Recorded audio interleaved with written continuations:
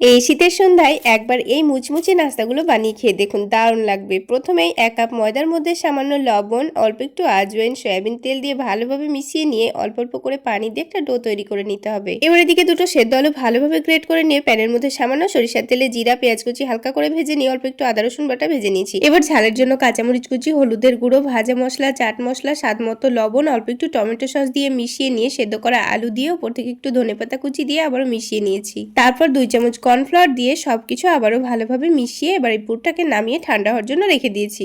তারপর ওটাকে আবার একটু ভালো করে মেখে নিয়ে কয়েকটা ছোট ছোট লেচি করে নিয়েছি।